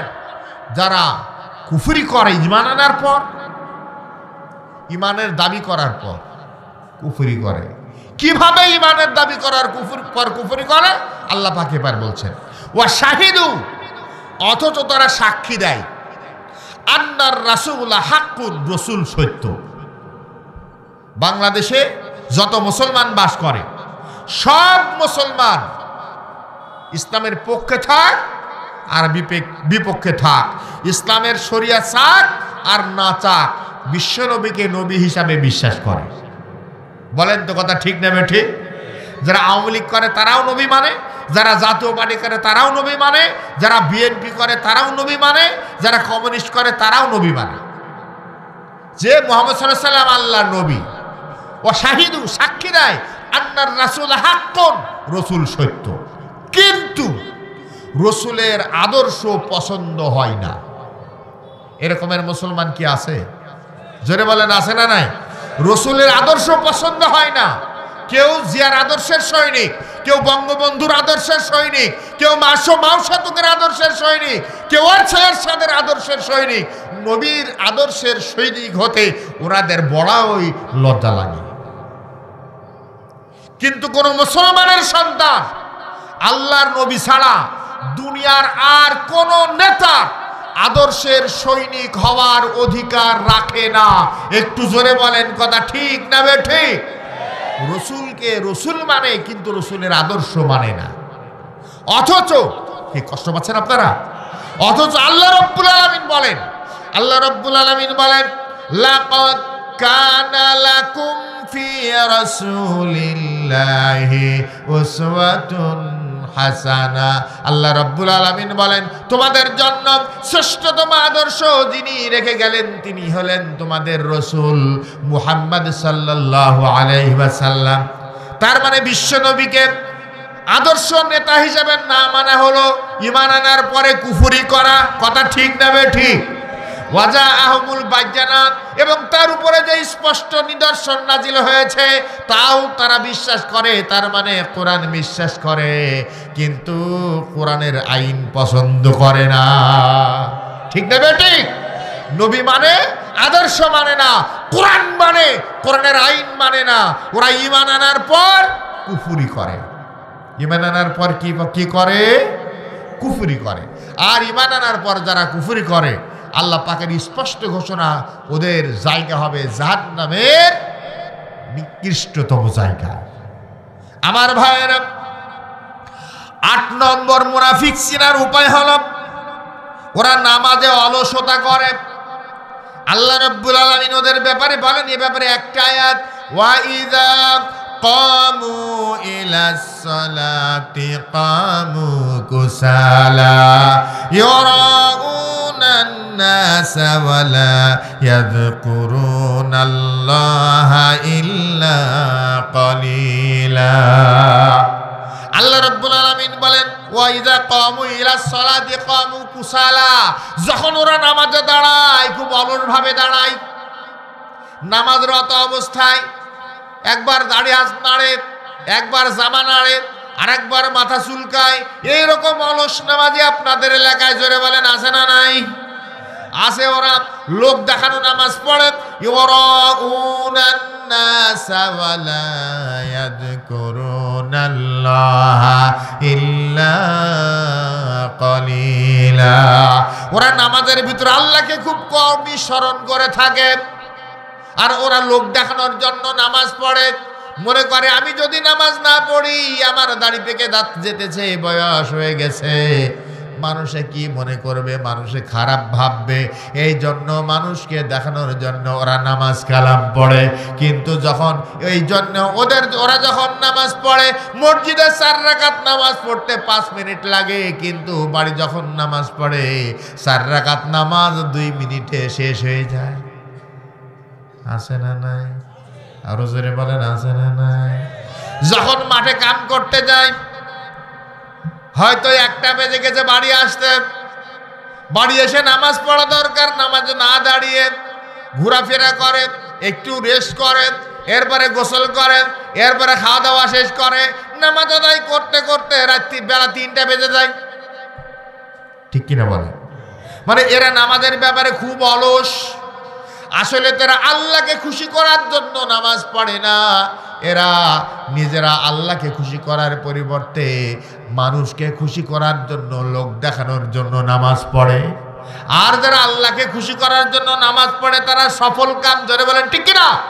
আল্লাহ রাব্বুল আলামিন বলেন, قد أفلح المؤمنون الذين هم في صلاتهم খাশিউন।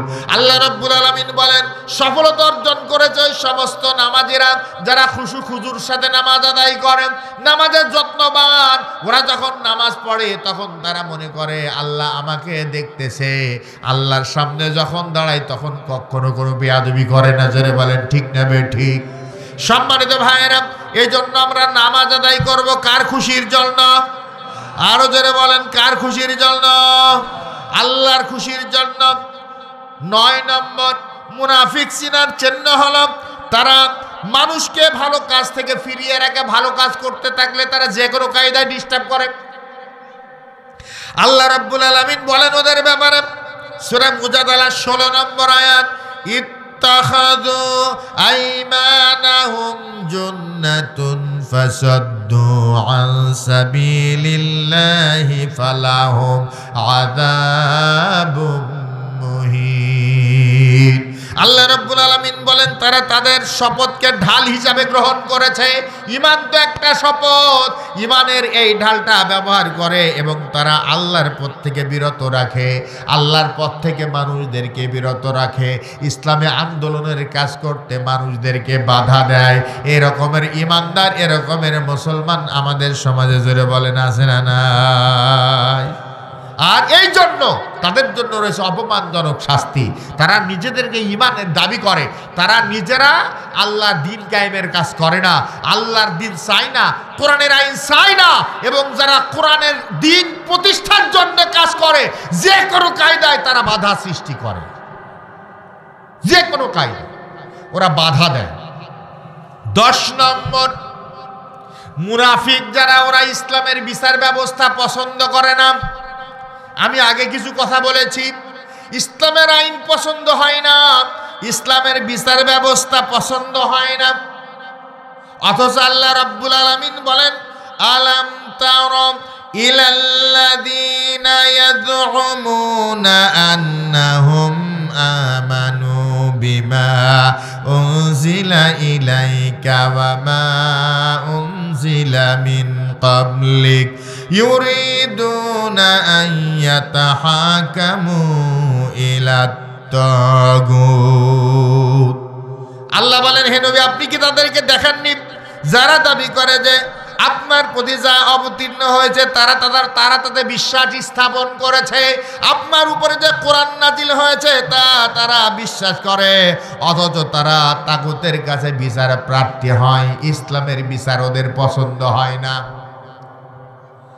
وقد أمروا أن يكفروا به ويريد الشيطان أن يضلهم ضلالا بعيدا। আল্লাহ রাব্বুল আলামিন বলেন, যদিও তা প্রত্যাখ্যান করার জন্য তাদের নির্দেশ দেওয়া হয়েছে, তাগুতকে বর্জন করতে বলা হয়েছে, শয়তান তাদেরকে ভীষণভাবে পদভ্রষ্ট করেছে। ওরা পদভ্রষ্ট, শয়তান তোদেরকে পদভ্রষ্ট করে বহু দূরে নিয়ে যেতে চায়, অথচ ওরা তাগুতের দিকে দৌড়ায়। অথচ তাগুতকে আল্লাহ পাক বলেছেন তোমরা বর্জন করো, তাগুতকে বর্জন করার হুকুম করেছেন কে? আল্লাহ। আরো জোরে বলেন কে? এ ব্যাপারে কোরআন শরীফের কথা শোনেন। সূরা কোরআন শরীফের ভিতরে আল্লাহ রাব্বুল আলামিন বলেন, ওয়ালাকাদ বাআথনা ফি কুল্লি উম্মাতির রাসূলা আন ইউবুদুল্লাহা ওয়াজতানিবুত তাগুত। আল্লাহ রাব্বুল আলামিন বলেন, প্রত্যেক জাতির কাছে আল্লাহ পাক রাসূল পাঠিয়েছেন, আর প্রত্যেক রাসূল দাওয়াত দিয়েছেন তোমরা ইবাদত করবা আল্লাহর, আর তাগুতকে বর্জন করবা। এখন তাগুত কি? ইবাদত করতে হবে কার? আল্লাহর নাম জোরে বলেন কার? আর বর্জন করতে হবে তাগুতকে। তাগুত কি? তাগুত হলো সেই শক্তি যে নিজে আল্লাহর হুকুম, আল্লাহর আইন, আল্লাহর বিধান মানে না এবং জনগণকে আল্লাহর বিধান মানতে বাধা প্রদান করে, সেই শক্তিকে তাগুত বলা হয়। তাহলে বাংলাদেশের বুকে তাগুতি শক্তি আছে না নাই? আরো জোরে বলেন আছে না নাই? ফেরাউন তাগুত, নমরুদ তাগুত, হামানসা তাগুত, সাদ্দাত তাগুত, আবু জাহাল তাগুত। এখনো যদি কেউ আল্লাহর আইন মানতে বাধা দেয় সেও তাগুত। জোরে বলেন ঠিক কিনা? তাগুতের সাথে বন্ধুত্ব নয়, আল্লাহ পাক তাগুতকে বর্জন করতে বলেছেন। তাগুতের পিছনে যাওয়ার কোনো সুযোগ নাই। ফামান ইয়াকফুর বিত-তাগুতি ওয়া ইউমিন বিল্লাহ ফাকাদ ইসতামসাকা বিল উরওয়াতিল ওয়ুসকা লা ইনফিসামা লাহা। আল্লাহ রাব্বুল আলামিন বলেন, যে ব্যক্তি তাগুতকে অস্বীকার করল, আল্লাহর উপর ঈমান আনলো, সে এমন এক মজবুত রশি আঁকড়ে ধরেছে যে এই রশি কখনো ছিঁড়ে যাবার নয়। সুবহানাল্লাহ বলেন। যদি কেউ তাগুতকে বর্জন করে, শক্তভাবে ঈমানের রশিকে আঁকড়ে ধরে, এই ঈমানের রশি তাকে আল্লাহর জান্নাতুল ফিরদাউসে পৌঁছে দেবে। জোরে বলেন তো কথা ঠিক নেবে ঠিক? আমার ভাইয়েরা, আল্লাহ রাব্বুল আলামিন ওদের ব্যাপারে আরো বলেন, ওয়া ইযা কিলা লাহুম তাআলাউ ইলা মা আনজালাল্লাহু ওয়া ইলার রাসূলি রাআইতাল মুনাফিকিনা ইয়াসুদ্দুনা আনকা সুদুদা। আল্লাহ রাব্বুল আলামিন বলেন, যখন তাদেরকে বলা হলো এসো আল্লাহ যে বিধান নাজিল করেছেন তার দিকে এবং রাসূলের দিকে, এই আহ্বান করলে দেখবেন মুনাফিকেরা আপনার কাছে আস্তে আস্তে করে কেটে পড়বে। আল্লাহর দিন কায়েমের কথা বললে, নামাজ পড়ে, রোজাও করে, মসজিদের ভিতরে যখন দিন কায়েমের আলোচনা হয়, একদল মুসল্লি আছে দেখবেন আস্তে করে কেটে পড়ে, এই আলোচনা শোনে না। জোরে বলেন তো ঠিক নেবে ঠিক? নামাজের জন্য মসজিদে যায়, দিন কায়েমের আলোচনা শুনলে ওর সহ্য হয় না, আস্তে করে কেটে পড়ে চলে যায়। তার মানে আল্লাহর দিন পছন্দ করে না, তাগুতের কাছে বিচার প্রার্থী হয়। 11 নম্বর, জিহাদের ময়দানকে মুনাফিকেরা ভয় পায়। ঠিক কিনা? মুনাফিক জিহাদের ময়দানকে ভয় পায়। আমার ভাইয়েরা, তার স্পষ্ট প্রমাণ হল আল্লাহর নবী যখন তাবুক অভিযানের জন্য 30,000 সৈন্য রিক্রুট করলেন। কয় হাজার? 30,000 সৈন্য রিক্রুট করলেন। গরমের মৌসুম, ফসল কাটার সময় মুনাফিক যারা তারা একটা একটা করে আসতেছে বিশ্বনবীর দরবারে। এর পিছনে কারণ হলো মদিনা থেকে তাবুকের ময়দানটা 690 কিলোমিটার দূরে। কত কিলোমিটার?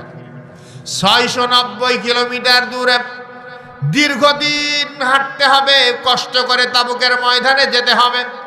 আবার জিহাদের ময়দানে যাবে 30,000 মুসলিম সৈন্য, অপরদিকে রোম সম্রাটের সৈন্য হলো 3 লক্ষ। 3 লাখের কাছে 30,000 হেরে যাবে, যুদ্ধে মার খাওয়া লাগবে। এই জন্য একজন এসে বলতেছে, হুজুর আমার জিহাদের ময়দানে যাওয়ার সময় নাই, আমি যদি জিহাদের ময়দানে যাই খেজুর কাটতে না পারি সারা বছর না খেয়ে থাকা লাগবে, সারা বছর আমার না খেয়ে থাকতে হবে, এই জন্য আমাকে ছুটি দেন। আল্লাহ নবী তো খবর জানেন লোকটা মুনাফিক, আল্লাহ নবী ছুটি দিলেন। আরেকজন এসে বলতেছে, হুজুর আমি বড় অসুস্থ, জিহাদের ময়দানে যাওয়ার তো বড় ইচ্ছাই ছিল, কিন্তু আমার পক্ষেও যাওয়া সম্ভব হবে না, কারণ দীর্ঘ কষ্টের পথ পাড়ি দিতে হবে, এই কষ্টের পথ পাড়ি দেওয়া আমার পক্ষে সম্ভব হবে না।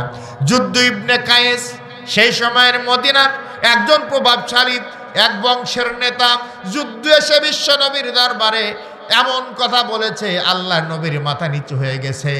যুদ্ধে এসে বলতেছে, ইয়া রাসূলুল্লাহ, ইয়া হাবিবাল্লাহ, শুধু আপনি জানেন না, আমার বন্ধু বান্ধবেরাও জানে যে আমার চরিত্রের ব্যাপারে সমস্যা আছে। সুন্দরী রমণী দেখলে আমার মাথায় কাম করে না, ঠিক থাকতে পারি না। নাউজুবিল্লাহ বলে। বলতেছে, হুজুর, সুন্দরী রমণী দেখলে আমি ঠিক থাকতে পারি না।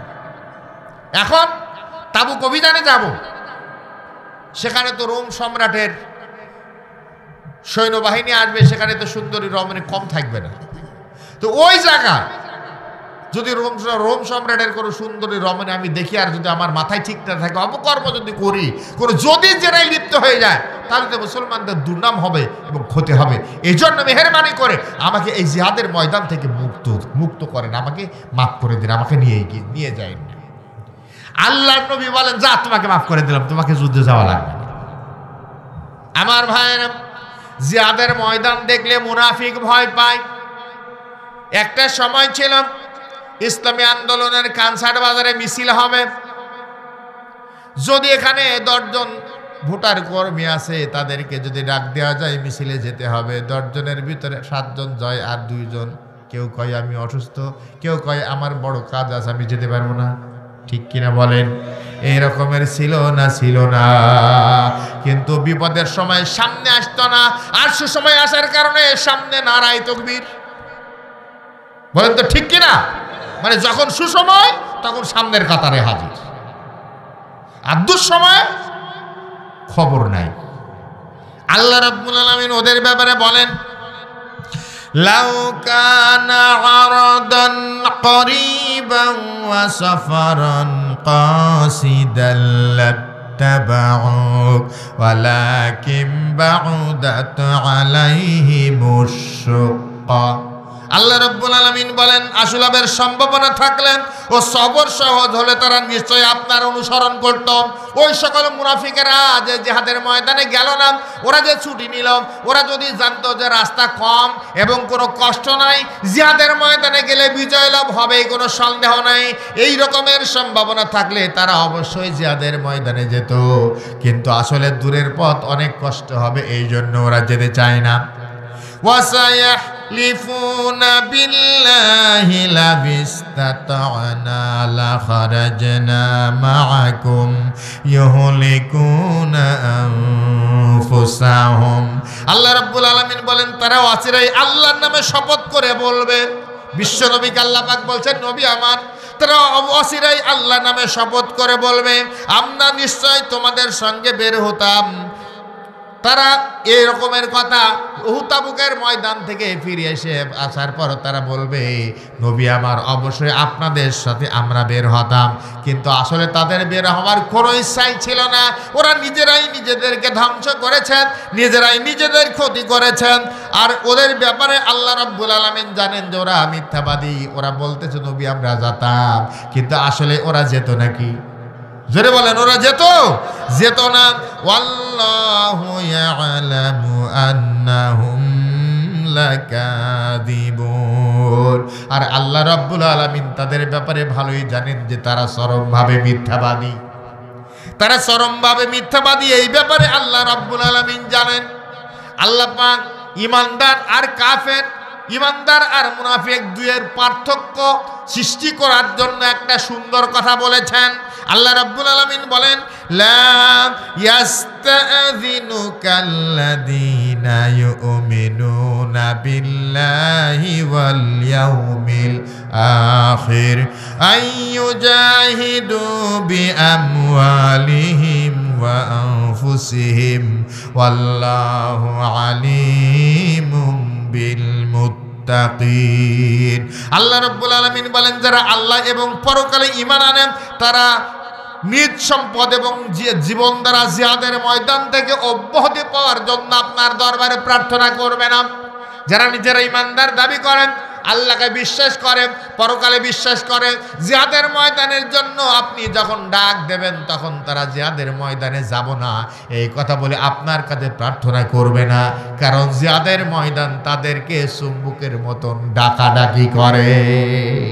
আরো যারা বলেন ঠিক নেবে ঠিক, আপনার নিকট প্রার্থনা করে না। আর আল্লাহ মুত্তাকিদের সম্পর্কে ভালোই জানেন। ওরা যে জিহাদের ময়দানে যাওয়ার জন্য পাল্লা দেয়, জিহাদের ময়দানে যাব না, নবী আমাকে ছুটি দেন, এরকম করে না। ওরা জিহাদের ময়দানে দৌড় দিতে চায়। একটা উদাহরণ আপনাদের সামনে দেই। বিশ্বনবী জনাবে মুহাম্মদুর রাসূলুল্লাহ সাল্লাল্লাহু আলাইহি ওয়াসাল্লাম বদরের ময়দানের জন্য সাহাবীদেরকে রেডি করতেছেন, প্রস্তুতি নিতেছেন। আল্লাহ নবী বললেন, এই জিহাদের ময়দানে যারা অংশগ্রহণ করবেন তাদের আল্লাহ রাব্বুল আলামিন এমন জান্নাত দান করবেন যার প্রশস্ততা আকাশ এবং জমিনের চাইতেও বেশি। জোরে বলেন সুবহানাল্লাহ। উমায়ের নাম, একজন যুবক মানুষ, দাঁড়িয়ে দাঁড়িয়ে খুরমা খাচ্ছিলেন। এখানে তাফসীর মাহফিল যখন হয় অনেকেই বাদামের দোকানে দাঁড়িয়ে দাঁড়িয়ে বাদাম খায়, এরকমের হয় না? খুরমা খাচ্ছিলেন। খুরমা খাওয়া অবস্থায় কথা শোনার সঙ্গে সঙ্গে যুবক বলতেছে, হুজুর আমি যদি জিহাদের ময়দানে যাই তাহলে আমিও কি ওই জান্নাত পাবো নাকি? আল্লাহ নবী বলেন, তুমি অবশ্যই পাবা। সঙ্গে সঙ্গে উমায়ের হাতের খুরমাগুলি দূরে নিক্ষেপ করে দিয়ে জিহাদের ময়দানের দিকে দৌড় শুরু করেছেন। একজন সাহাবী ডাকতে বলতেছেন, উমায়ের তুমি তো ভদ্র মানুষ, দৌড়াদৌড়ি করো না, কেন দৌড় মারো? উমায়ের রাদিয়াল্লাহু আনহু জবাব দিতেছেন, ও আল্লাহ নবীর সাহাবী, আল্লাহ নবী যে ঘোষণা দিলেন ওই জান্নাতে আমি যেতে চাই, আমার হাতে অনেকগুলি খুরমা রয়েছে, এই খুরমাগুলি যদি আমি খেতে যাই আমার জিহাদের ময়দানে যেতে দেরি হয়ে যাবে, আর জিহাদের ময়দানে যেতে যদি আমার দেরি হয় আল্লাহর জান্নাতে যেতে আমার বড় দেরি হয়ে যাবে। এই জন্য আমি জিহাদের ময়দানের দিকে দৌড় দেই। জিহাদের ময়দানে গেলেন। বদরের ময়দানে যে 14 জন সাহাবী শাহাদাত বরণ করেছিলেন তার ভিতরে হযরত উমাইর রাদিয়াল্লাহু আনহু ছিলেন। আহত হয়েছেন, যুবক মানুষ আহত হয়েছেন, এখনো মারা যান নাই, শহীদ হন নাই। আল্লাহ নবীর একজন সাহাবী পাশ দিয়ে হেঁটে যেতেছেন। উমাইর ডাক দিয়ে ডাকতেছেন আর বলতেছেন, ওগো নবীর সাহাবী, আমার কথা একটু শুনে যাও। সাহাবী দাঁড়িয়ে গেছেন, কি বলবা? কয় আমার সালামটা আমার নবীর কাছে পৌঁছে দিও। আর আমার নবী যেদিন মদিনায় হিজরত করেছিলেন, মদিনায় হিজরতের সময় যারা বৃদ্ধ, মহিলা, যুবক, কিশোর সকলেই বিশ্ব নবীকে স্বাগতম জানানোর জন্য দাঁড়িয়েছিল। আমি উমায়েরও ওই জায়গায় দাঁড়িয়েছিলাম। আল্লাহ নবী যখন মদিনায় প্রবেশ করলেন আমি উমায়ের থুতনিতে হাত দিয়া ডাক দিয়া বলতেছে, উমায়ের, ও মদিনার যুবকেরা, কিশোরেরা, তোমরা আমাকে কতটুকু ভালোবাসো। সেদিন আমি কোনো জবাব দিতে পারি নাই, বিশ্ব নবীর চেহারার দিকে ফেল ফেল করে তাকিয়েছিলাম, জবাব দিতে পারি নাই। আজকে বদরের ময়দানে আমি আমার জীবন দিয়া প্রমাণ করে দিলাম আমি বিশ্ব নবীকে আমার জীবন দিয়াও বেশি ভালো, জীবনের চাইতেও বেশি ভালোবাসি। সকলে বলেন সুবহানাল্লাহ। আমার ভাইয়েরা, মুজাহিদ যারা, ইমানদার যারা, তারা কখনো নবীর কাছে এসে বলতে পারে না, নবী আমার সমস্যা রয়েছে, এই জিহাদের ময়দানে আমি যেতে পারবো না, আমাকে ছুটি দেন। হযরত উমাইর রাদিয়াল্লাহু তাআলা আনহু প্রমাণ করেন মুমিনের অবস্থা এরকমের হয়। আর যদি লোকটা মুনাফিক হয়, ইমানদার না হয়, ওই লোকটা মুনাফিক অবস্থায় নবীর দরবারে যাবে আর ছুটি যাবে। ইসলামী আন্দোলনের ময়দানে, কঠিন ময়দানে মুনাফিকরা যেতে চায় না, কঠিন ময়দানে ইমানদারেরা জীবনের ঝুঁকি নিয়ে অবস্থান করে। জোরে বলেন ঠিক কিনা? আমার ভাইয়েরা, 2 বাচ্চা ছেলে, মায়ের নাম আফরা, মাআজ, বড় ভাইয়ের নাম, ছোট্ট ভাইয়ের নাম আব্বাস। ইমানদার যে গড়িমসি করে না তার প্রমাণ। 2 ভাই বাড়িতে বসে আছে, তার মা আব্বা নাই। মা বলতেছে, আজকে যদি আমার কোনো বড় ছেলে থাকতো, জিহাদের ময়দানে যেত, শহীদ হতো, আর আমি হতাম শহীদের মা। মায়ের আশা দেখে, ছোট্ট ছোট্ট বাচ্চা ছিল। মুআজ রাদিয়াল্লাহু তাআলা আনহুর কানে কথা গেছে, দৌড় দিলেন বিশ্বনবী বদরের ময়দানে সৈন্য রিক্রুট করতেছেন। আল্লাহর নবী কাতার দিয়ে দাঁড় করিয়েছেন, উমাইর ও জায়গায় মুআজ আর মুআব্বাদ কাতারে দাঁড়িয়ে গেছেন। বাছাই করতে করতে বিশ্বনবী যখন মুআজের কাছে গেলেন, আল্লাহর নবী বলেন, তুমি তো বাচ্চা মানুষ, তুমি যুদ্ধের ময়দানে যাওয়ার বয়স তোমার হয় নাই, কেন জিহাদের ময়দানে যেতে চাও? মুআজ রাদিয়াল্লাহু আনহুর চোখ দিয়ে পানি পড়তেছে, বলতেছে হুজুর আমি বাড়ি ফিরে যেতে পারবো না, আমি অবশ্যই আমাকে জিহাদের ময়দানে যেতে হবে। আল্লাহ নবী বলেন বুঝলাম তুমি জিহাদের ময়দানে যাবা। সাহাবীরা সাক্ষী দিলেন মুআজ ভালো তীর নিক্ষেপ করতে পারে, তাকে নেওয়া যায়। তার আবেগকে নষ্ট করা যাবে না, ইয়া রাসূলুল্লাহকে নেওয়া যায়। আল্লাহ নবী বললেন বুঝলাম তুমি তো তীর পরিচালনা করতে পারো, যুদ্ধ করতে পারবা, কিন্তু তোমার ছোট্ট ভাই মুআব্বাদ সে তো ছোট, জিহাদের ময়দানে যাওয়ার মতন হয় নাই। মুআব্বাদের চোখ দিয়ে পানি পড়তেছে। মুআব্বাদ বলতেছে ইয়া রাসূলুল্লাহ, ইয়া হাবিবাল্লাহ, আমি ছোট বলে আমাকে অবহেলা করবেন না। আপনি যদি আমাকে কুস্তি লড়াই লাগিয়ে দেন, আমি কিন্তু আমার সাথে কিন্তু আমার বড় ভাই কুস্তিতে পারবে না। আমার ভাইয়ের দুইটা পায়ের গোড়ালি উঁচু করে আঙ্গুলের উপর ভর দিয়ে মুআব্বাদ দাঁড়িয়ে রয়েছে। আল্লাহ নবী আগ্রহ দেখার পর বললেন ঠিক আছে কুস্তি লড়ো। দুইজনকে কুস্তি লড়াই লাগিয়ে দেওয়া হলো। বড় ভাইয়ের সাথে তো ছোট ভাইয়ের পারার কথা না। মুআজ রাদিয়াল্লাহু তাআলা আনহুর নিচে পড়ে গেছেন মুআব্বাদ রাদিয়াল্লাহু আনহু। মুআব্বাদ এবার কানে কানে বড় ভাইকে বলতেছে ভাই গো, আরেকবার সুযোগ আমাকে দেখ, যদি আমাকে তুমি ইচ্ছা করেই নিজে পড়বা, আমাকে নিজে ফেলবা না, কারণ আরেকবারও যদি আমি নিজে পড়ে যাই জিহাদের ময়দানে আমার যাওয়া নসিব হবে না। আমার ভাইয়েরা দুজন পরামর্শ করে নিলেন। এবার উঠে দাঁড়িয়ে মুআব্বাদ বলতেছে হুজুর আর একটা সুযোগ দেন, এবার ঠিকই আমি পারবো। দ্বিতীয়বার যখন লড়াই করার সুযোগ দেওয়া হলো, দ্বিতীয়বার কিন্তু মুআব্বাদ নিচে পড়েছে আর মুআব্বাদ উপরে পড়েছে আর মুআজ নিচে পড়েছে। আল্লাহর নবী তাদের দুজনের আগ্রহ দেখেন বদরের ময়দানে যাওয়ার অনুমতি দিলেন। বদরের ময়দানে ৩১৩ জন সাহাবী নিয়া বিশ্বনবী জনাবে মুহাম্মদুর রাসূলুল্লাহ সাল্লাল্লাহু আলাইহি ওয়াসাল্লাম হাজির হয়েছেন। আমার ভাইয়েরা ওরা দুই ভাইও বদরের ময়দানে হাজির। মুআজ আর মুআব্বাদ বিশ্বনবীর সাহাবী, একজন সাহাবীর কাছে গিয়া বলতেছেন ও আল্লাহর নবীর সাহাবী, কোন দিকে গেলেন আবু জাহালকে পাবো, সেই আবু জাহালকে আমাদেরকে দেখিয়ে দেন, আমরা আবু জাহেলের সাথে লড়াই করব। আল্লাহর নবীর সাহাবী বলতেছেন আমি দুইটা বাচ্চা ছেলে দেখে বড় বিরক্তি বোধ করলাম। সাহাবীর নাম আব্দুর রহমান ইবনে আউফ রাদিয়াল্লাহু আনহু। তিনি মুআজকে ডাক দিয়ে বলতেছেন মুআজ রে, ওই যে গলা লম্বা দেখা যায় ওইটা হলো আবু জাহেল, আমার নবীকে মক্কায় সবচাইতে বেশি কষ্ট দিয়েছে। আমি এই কথা বলার সঙ্গে সঙ্গে দুই ভাই যেন বাজ পাখির মতন দিয়া আবু জাহালের সামনে হাজির। আবু জাহালকে ঘোড়ার উপরে আছে, হাতে পাওয়া যায় না, ঘোড়ার পায়ে আঘাত করেছে। ঘোড়া যখন জমিনে পড়ে গেছে, দুই ভাই দুই দিক থেকে আবু জাহালের উপরে আক্রমণ শুরু করে দিয়েছে। আমার ভাইয়েরা দুই ভাইয়ের আক্রমণে আবু জাহাল নিচে পড়ে গেছে। রক্তাক্ত অবস্থায় আবু জাহাল বদরের ময়দানে পড়ে গেছে। দুই ভাই প্রচন্ড জোরে আঘাত করতেছে। এই দৃশ্য আবু জাহালের ছেলে কেরামা দেখার পর তার পিতাকে বাঁচানোর জন্য দৌড়ে এসেছে। মুআজ রাদিয়াল্লাহু তাআলা আনহুর হাতের উপরে আঘাত করেছে। আঘাত করার সঙ্গে সঙ্গে তার হাতটা প্রায় কেটে গেছে, চামড়ার সাথে ঝুলতেছে। আমার ভাইয়েরা মুআজ রাদিয়াল্লাহু তাআলা আনহু জিহাদের ময়দানে আহত হলেন। আবু জাহালকে হত্যা করতে গিয়ে একটা হাত চামড়ার সাথে ঝুলতেছে। যুদ্ধ করতে বড় কষ্ট হয়। একটা হাত যদি কারো কেটে যায় আর যদি চামড়ার সাথে ঝোলে, এই মানুষটার কি জিহাদের ময়দানে যুদ্ধ করার মতন ক্ষমতা থাকে নাকি? থাকে না। কিন্তু মুআজ রাদিয়াল্লাহু তাআলা আনহু নিচু হলেন, নিজের কর্তন হাত কাটা হাতটা পায়ের নিচে চেপে ধরে আল্লাহু আকবার বলে জোরে টান দিয়েছেন। হাতটা ছেড়ে শরীর থেকে বিচ্ছিন্ন হয়ে গেছে। একটা কাটা হাত ফেলে দিয়ে আর একটা হাত দেয়া জিহাদের ময়দানে যুদ্ধ করেছেন। আবু জাহেলকে দুনিয়ার বুক থেকে বিদায় করে দিয়েছেন।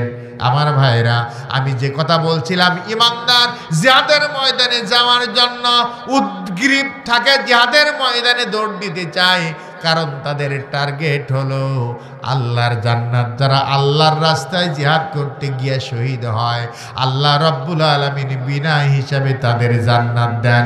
আর তাদের ব্যাপারে আল্লাহর ঘোষণা হলো ওয়ালা তাহসাবান্নাল্লাযীনা কুতিলু ফি সাবিলিল্লাহি আমওয়াতান বাল আহয়াউন ইনদা রাব্বিহিম ইউরযাকুন।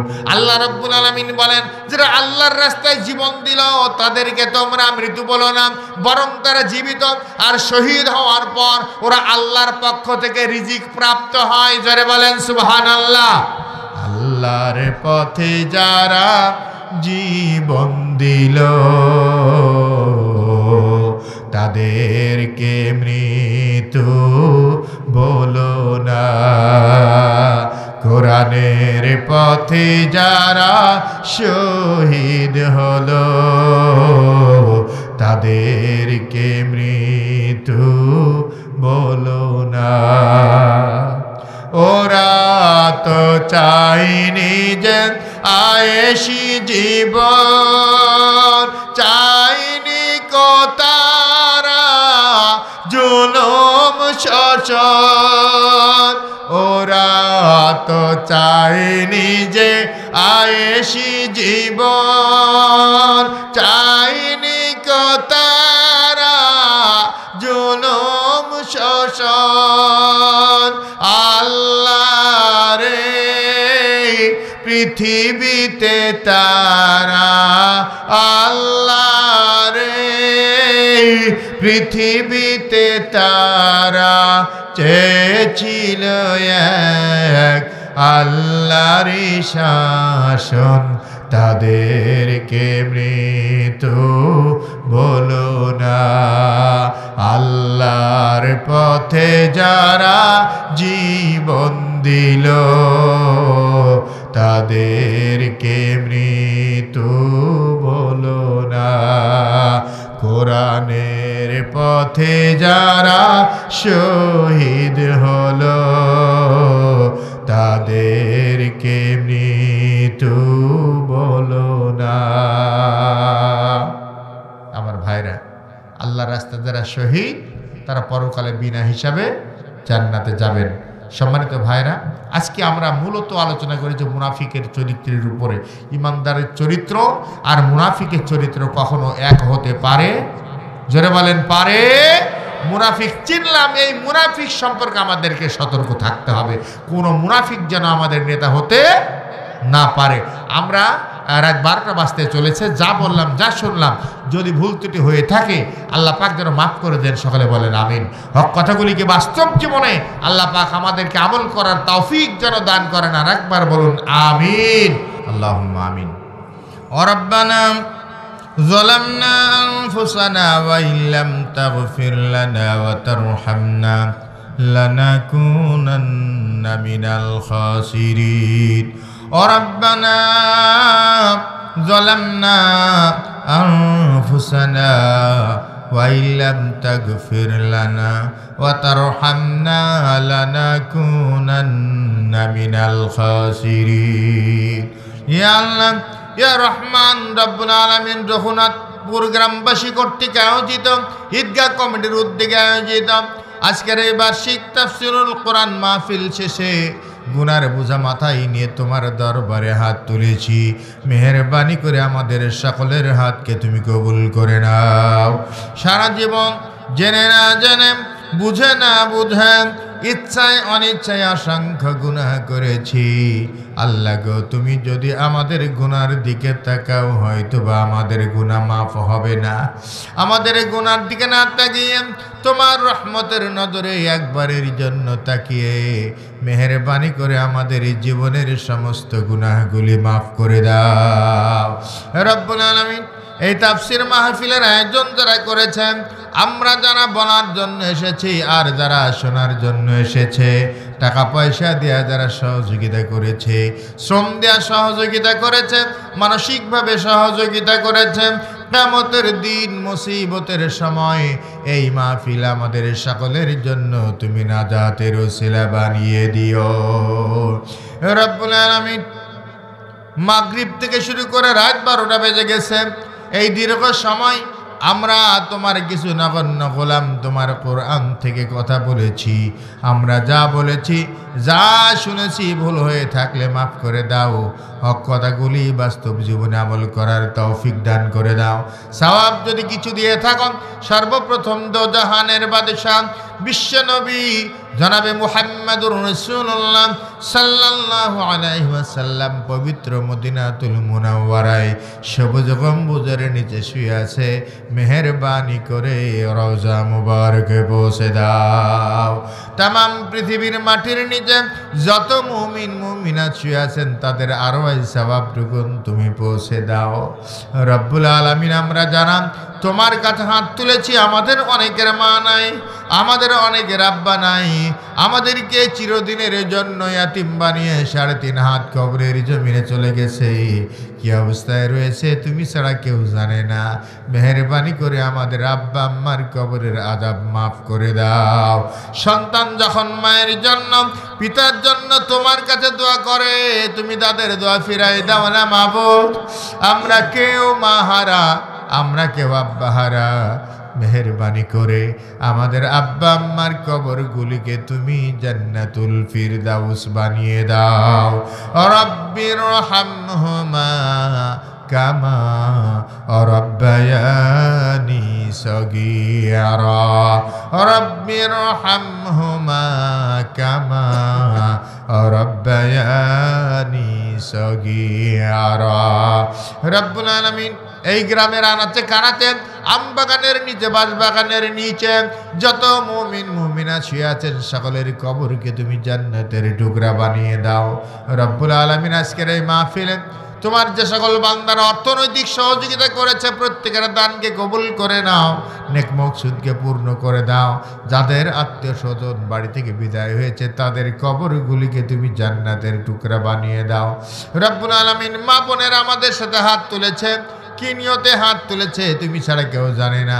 মেহেরবানি করে মা বোনদের হাতগুলিকে কবুল করে নাও, নেক মকসুদকে পূর্ণ করো, স্বামী সোহাগিনী বানাও, 5 ওয়াক্ত নামাজি বানাও।